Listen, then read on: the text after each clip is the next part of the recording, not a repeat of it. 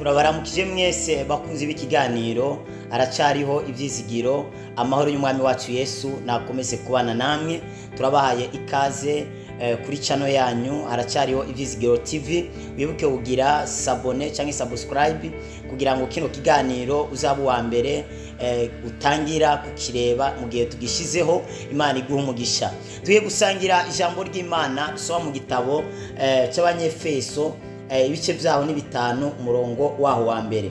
Biravuga ngo nuko mwigane Imana nk'abana ikunda, izina ry'Imana ihabwa icyubahiro.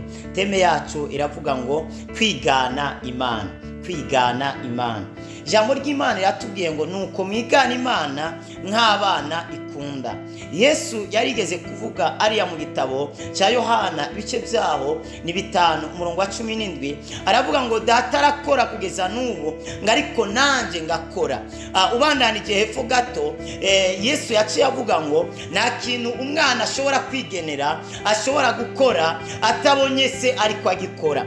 Rero ikintu cyose ngo umubyeyi aba ariko arakora ngo n'umwana nawe aca agikora kurya nyene. Bisiguranye ikintu cyose ukoreye mu maso y'umwana ubumutumye kugikora. Rero Imana yaratubyaye biciye muri Kristo Yesu. Ubu turi uruvyaro rw'Imana biciye mu kwizera icyo Yesu yakoze, biciye mu kumwakira umwami n'umukiza w'ubuzima bwe. Ibanga ryo kuvyarana cyangwa itegeko ryo kuvyarana, imbwa ivyara imbwa, intama ikavyara intama, intare ikavyara intare, umuntu akavyara umuntu, Imana ikavyara Imana. Rero wavyawe n'Imana ufise capacité nk'iy'Imana, usa n'Imana mu buryo bw'umwuka. Bisiguranye ivyo Imana ishoboye gukora buriya nawe wabikora. Berivuze ngo nyigana nuko ivyo ishoboye gukora nawe washobora kubikora. Nubwo abantu benshi batsigana Imana niho bahombera. Iyo wiganye abantu, wiganye umuntu runaka uzagera aho umuntu yageze, ariko ni wigana Imana uzagera ahantu hakomeye cyane, uzagera ahantu kure cyane. Impamvu abantu benshi bananirwa mu buzima rukristo bagatsitara bagasubira inyuma ni kubera batsigana Imana ahubwo bigana abantu.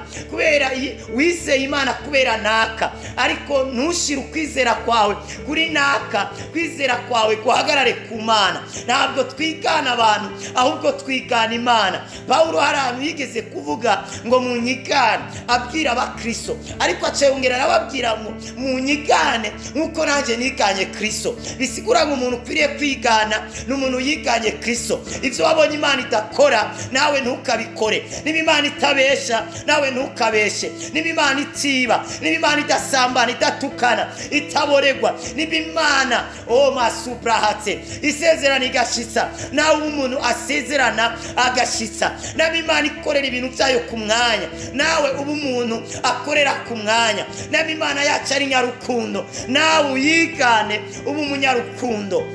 Imana ihabwa icyubahiro. Nabi Imana atabwo bifise kubera Satani, kubera abadayimoni, nawe nukwiye kugira ubwoba kubera Satani n'abadayimoni. Ni wigane Imana. Abana b'Imana nitwashiro kwigana abantu, ariko twashiro kwigana Imana. Yesu aravuga ngo munyigane, munyigireho ngo uko ndumugwaneza. Niwigire kuri pasiteri wawe, ejo arashobora kugwa, none ntabwo wamwigiyeho, numva ko nawe uzahitugwa. Niyo mpamvu hariyo umuntu umwe aguye n'abandi baca bagwa. Burya kwizera ko bajya baguye kubera naka yaguye, ntabwo kuba kubakiye ku Mana, kuba kubakiye ku rujya muntu, ariko kwizera kwawe ukubake ku Mana, ukubakire ku ijambo ry'Imana, n'ukubakire ku ijambo ry'abantu. Kwigana Imana rero ntabwo ari iby'abantu bose. Abantu bigana Imana ni bande? N'abantu bavutse ubugira kabiri, bizera ko bakiriye Yesu umwami n'umukiza w'ubuzima bwabo, akaba ari ivyaremwe bishasha, bizera ko bafise mwemu w'Imana muri bo. Biravuga ngo ntabwo tukiriho. Iyo umuntu yakiriye Yesu, ubuzima bwa kera burapfa, maze ubuzima bw'Imana bugahaguruka indani muri we, maze mwemu yera araza gatura muri we. Mwemu yera ni iki? Mwemu yera ni Imana. Yesu yavuze ngo umuntu nanyizera akanyakira ati jewe na data tuzoca tuza twibere muri uwo muntu. Iyo wizeye Yesu, iyo umwakiriye Yesu umwami n'umukiza w'ubuzima bwe, niwe wakiriye Yesu gusa. Yesu yavuze ngo jewe na data turumye, jewe na mwemu yera turumye. bisigura ngo Imana Data na Yesu Kristo baje gutura muri wewe. Rero icyo Imana ubonye ikoze, wowe urashobora kugipratika, urashobora kugikora kandi kigakunda. Abana b'Imana twigana Imana, ntabwo twashiro kwigana abantu, ariko twashiro kwigana Imana. Urashobora gukora ibintu bikomeye kandi bihambaye numenye ibanga ryo kwigana Imana. Menya ngo ubuzima ufise ntabwo ari ubuzima bw'abantu, ahubwo ufise ubuzima bw'Imana. Hanyuma icyo ukwiriye gukora, kora ikintu wabonye mu ijambo ry'Imana niryo rihishije ubuzima bwawe. Birivuga ngo ijambo ry'Imana ni ikirore cy'umukristo. Ikintu cyose kiri mu ijambo ry'Imana kirakwerekeye, kiramataye n'ubuzima bwawe. Ibyo utabonye mu ijambo ry'Imana ntuzabikore, kubera ijambo ry'Imana ryashiriweho guhishura ubuzima bwacu original ubwo twahawe biciye muri Kristo Yesu. Mwarahizagiwe cyane. Wigana Imana, uhagarike kwigana abantu, uhagarike gukora ibyo abantu bakora, maze wigana Imana, ukora ibyo Imana ikora, ugenda aho Imana igomba, ukora ibyo Imana ishaka. Niki kizabikumenyesha? Ni ijambo ry'Imana. Mwarahizagiwe cyane. Data, mu izina rya Yesu ndasenga umwene Data aje kumva ijambo ryawe, reka rimubake, rimukomeze, umuhe kukwigana. Yariganya abantu birangira asitaye, birangira asubiye inyuma, birangira korose, ariko rero ino saha hagurutsa muri we urukundo n'inyota byo gukwigana mu izina rya Kristo Yesu. Amen. Mwarahizagiwe cyane. Mwifuza kubana nyamusengegwa ku mitwaro yariyo yose, ubugwayi ubwari bwo bwose, WhatsApp yacu ni +257 65 986 540.